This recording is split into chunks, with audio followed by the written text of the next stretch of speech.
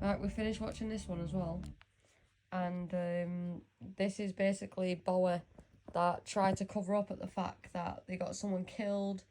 They Well, used someone. More like fucking 400 and something people. yeah, they got over 400 something people killed, and their own employee got killed because he was a whistleblower, as they call it. Yeah, and they were threatening them. Yeah, and they were threatening people's families. People were terrified to come forward and say anything. But like I said, a perfect thing about this, what do you expect from somebody who just wants to lie in his own pockets? Yep, in it. But no, there's like literally what, like, every CEO of Bowie is a billionaire.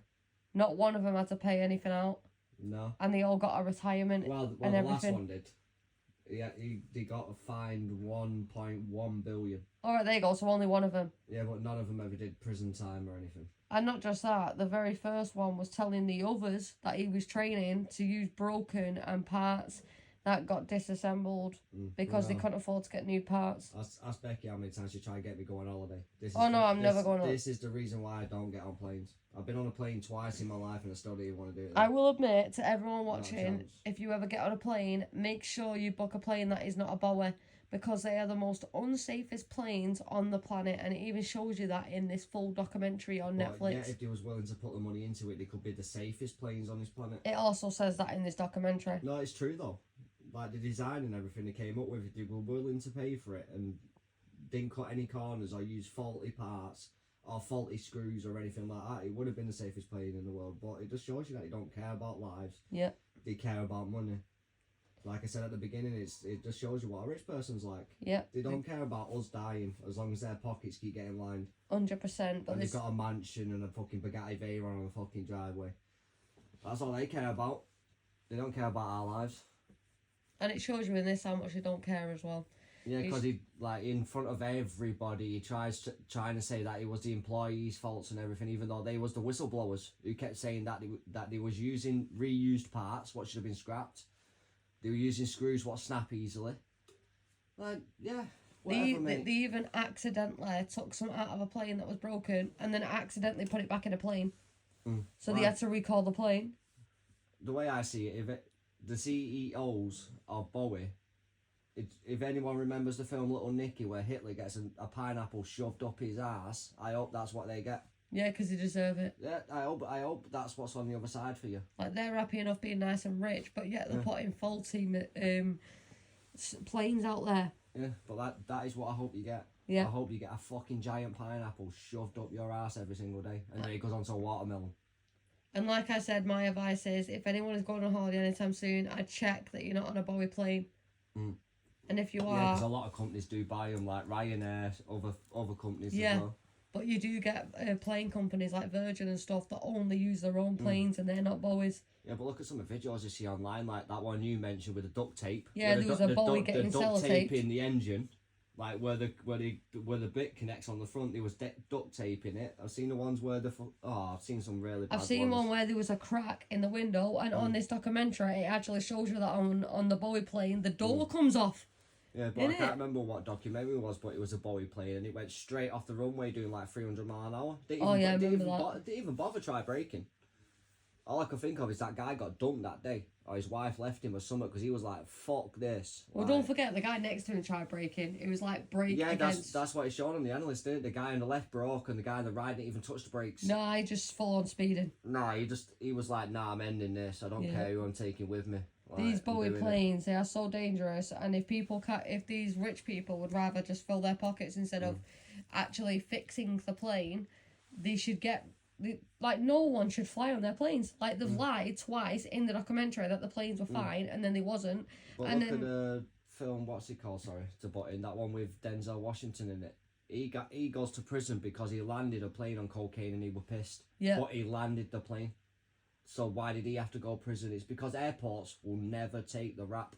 Yeah, they do that in this. They blame it on everyone else. They blame it on except the pilots, mechanics, the people that bought the planes. Yeah, they blame it on them, even though they're the ones who like, listen, mate, we just put a plane together that's going to fall to bits in 5 months, and they're like, no, it's all right, don't worry about it. It even shows you documents where they say that the parts got delivered were wrong and faulty. Yeah. And fragile and couldn't handle the coldness. Yeah, it even shows you that they go over the head of Bowie as well to human resources, like the people who were supposed to like supervise every single plane being made in the world, and even they was like, yeah, it's okay, don't worry about it, and nothing got changed. Yeah. They didn't care. So, And at the end of the documentary, it says that Boeing wrote a statement saying that they've now fixed all problems and the planes are working fine. They've already lied twice in this documentary, and it's been public noted. I would not believe a word they say. no, because trust me, there's some money growing. Yeah, their planes are just as bad as they And to be what honest, they I don't trust any plane. No. I don't trust any plane or any pilot in this world, and you'll never see me on a plane again in my life. I'm never getting on a plane thanks to this. Nah, I'll go Cornwall me. I'll wait till I'll go on a cruise. I might try that one. Well, either that or I'll wait till Tesla invents that water bullet train. Could do that. Yeah, because it'd be safer. If you get a train to France, you can go from France to Spain to Barcelona. Yeah, because all the countries are connected without getting a plane. Yeah, every single country is Well, connected. the country's not worth visiting anyway. Yeah. Put it that way. But they're connected in some way, shape, or form. Yeah, there's always another way you can get there. So don't forget to like and follow, but this is another one you should definitely check out. And please, for God, if you're flying on a Boeing, get a priest, read your rights. Get a parachute, 'cause you might need it. Yeah. And that's one thing I want to put out there on this video as well. Why the fuck can you not take parachutes on planes? Because you might be a terrorist. No, mate, I might be a guy who wants to fucking live. Yeah, I will admit that if they had like parachutes on a plane, it'd be a lot safer. Yeah, but they say you're not supposed to open a door at what, like 20,000 feet or something. But if you've got a parachute on and everybody else has got a parachute on, open the door. Yeah. Everyone else can just be like, because you can get those parachutes automatically open. You don't have to pull a cord. You could get parachutes to put under every single person's seat, like if the airline did it and in an emergency. Jet fighters. Yeah. Ejector seat, and it's got a parachute built into the seat. So after a certain time of you coming out, he'll dispatch the fucking parachute. And that's something they should do. They should make ejector seats in every single plane, because then if it ever does go down, no one's gonna die. Yeah, because like I said, my experience on a plane, there was really bad turbulence as we was landing on the way back to Britain, and he went, put your head between your legs. I was like, no fucking chance. I'm like, I'm not doing that. He's like, that's their advice. Put your head between your legs and die. Yeah, which is the worst advice, because everyone knows if you put your head between your legs, whether it's a plane or a car, it's the exact same outcome. You're going to smash your head off that seat in front. Be lucky if you don't crack your skull, break your neck, or do worse damage. Or if you're really lucky, like I said, you get a pilot like the one Denzel Washington played. Yeah, you can actually land it on water. Well, no, you don't land it on water. He lands it like in a field where church is. He hits the top of the church, remember, but he only lost 6 people, I think. Yeah. Well, there is another true story film about a guy that actually flies a Boeing plane and he lands it on water. Like he had no choice. It was either land it on water or it was going to crash into buildings. But on that one, it was a screw in the tail. Yeah. And when the screw frozen, it wouldn't move the tail. No, so it just dived. It just went in a nosedive. Yeah. And he was the smart cunt to go, do you know what, I'll fly it upside down. Yeah, and it worked. And he still did prison time for it.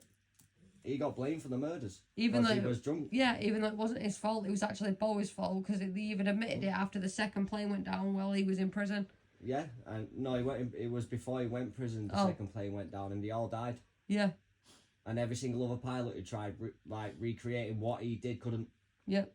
Yeah, so... He was so skilled, no one else could do it. Yeah, and he still did prison time, so it just shows you what airport companies are like. Yeah, exactly. They never take fault, and which means they're never going to learn. Nope. Don't forget to like and follow, and keep watching for more. But like I said, take a Bible or something if you're going on that plane.